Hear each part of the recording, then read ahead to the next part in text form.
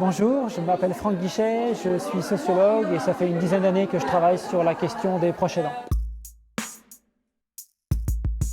Aujourd'hui, on estime qu'il y a environ 11 millions de personnes en France qui sont en situation d'aider un de leurs proches qui a besoin d'aide dans les actes de la vie quotidienne. Bien souvent, ce sont des personnes qui ne savent pas elles-mêmes qu'elles sont aidants. Le travail d'aide est très invisible, c'est aider au quotidien à une personne à manger, à s'habiller, à rester propre, à sortir, à faire ses courses, à avoir des activités. Donc ce sont des activités de la vie quotidienne qui passent assez inaperçues et qui sont invisibles, qui ne sont bien souvent pas reconnues comme du travail quand on a comme rôle de devoir aider quelqu'un qui n'est plus en capacité de les faire lui-même. Et globalement, ça veut dire prendre soin d'une personne qui n'est plus en mesure de le faire elle-même. Et donc ces 11 millions d'aidants, aujourd'hui, ils se reconnaissent très souvent mal comme des proches aidants. Ils n'ont pas accès à toutes les aides, à tous les droits qui sont encore relativement faibles, mais qu'ils peuvent bénéficier. Et l'importance de la Journée nationale des aidants, c'est bien d'essayer de les aiguiller sur tous les dispositifs, les formations, les informations, les professionnels qui peuvent être là pour les soutenir.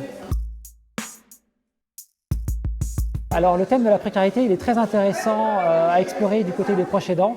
On pense souvent la précarité comme les aspects économiques et financiers, le fait que d'aider un proche, ça va coûter de l'argent et ça va même contribuer à appauvrir, ce qui est vrai, mais ce n'est pas la seule dimension, il y en a d'autres. Il y a la dimension sociale, il y a le fait parfois d'être en rupture, exclu, une coupure du lien social, le fait de perdre ses amis, de ne plus pouvoir participer aux activités dans lesquelles on était engagé auparavant.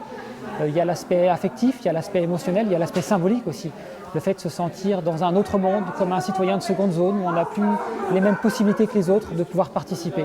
C'est toutes ces dimensions que la précarité vient éclairer et qui montrent une fois de plus que les proches aidants aujourd'hui, ils en font beaucoup, ils en font souvent beaucoup trop et ça les met en risque, ça les met en difficulté de pouvoir continuer à faire ce qu'ils faisaient auparavant.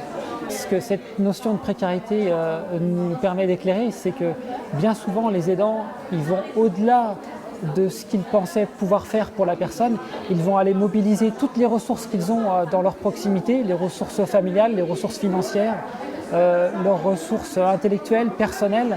Ils vont tout mettre pour pouvoir accompagner un proche. Et la précarité, vous savez, c'est ce sentiment d'insécurité. C'est est-ce qu'il y a quelque chose qui va me rattraper si jamais je me rate, si jamais je rate la marche, si jamais je me retrouve en difficulté, qui s'occupera de moi? Et je crois que la vraie précarité des aidants, c'est ça, c'est qu'aujourd'hui, le filet de sécurité pour pouvoir rattraper tous ces aidants qui ont été trop loin dans l'engagement, qui en ont quasiment trop fait, et bien aujourd'hui, ce filet de sécurité, il est très absent, très lâche, et on a beaucoup d'aidants qui se retrouvent dans des situations très difficiles parce qu'on n'a pas inventé les sécurités pour les soutenir. Je crois que ce qu'il faudrait, c'est un statut, un vrai statut avec des droits forts qui permettent de pouvoir les sécuriser sur le plan financier, sur le plan de la retraite, sur le plan professionnel, concilier son rôle d'aidant avec une activité professionnelle, les sécuriser aussi au niveau très concret, quotidien, de pouvoir s'appuyer sur des services professionnels qui vont venir accompagner la personne aidée, qui vont lui apporter tous les aides et les soins dont elle a besoin, de manière à ce que aider un proche soit un réel choix, alors qu'aujourd'hui, bien souvent, on le fait par contrainte, par obligation, parce qu'il n'y a pas d'autre solution. Ce qui serait bien, c'est que les pouvoirs publics prennent enfin en compte toutes les alertes qu'on leur envoie depuis une dizaine d'années. Je crois que c'est malheureusement assez illusoire d'attendre de leur part que les choses avancent à leur propre initiative. Je milite pourquoi? Je milite pour qu'il y ait une mobilisation forte des proches aidants, peut-être sous une forme collective nouvelle. Pas forcément la grève, parce qu'on ne peut pas arrêter de s'occuper d'un de ses proches quand il a besoin de nous. Peut-être justement, il y avait dans des entreprises, dans des industries, il y a quelques dizaines d'années, la grève du zèle, quand on arrêtait d'en faire trop. Et bien, je crois que les proches aidants pourraient s'en inspirer et faire un excès de zèle. Peut-être qu'une fois, pour une fois, on pourrait imaginer que toutes les personnes aidées qui sont en EHPAD, qui sont à l'hôpital, qui sont dans les établissements médico-sociaux, on les retire, on les garde à domicile, on laisse vide tous ces établissements et tous ces hôpitaux pour montrer à quel point, finalement, c'est la famille, c'est les proches, c'est les aidants qui sont là pour s'en occuper.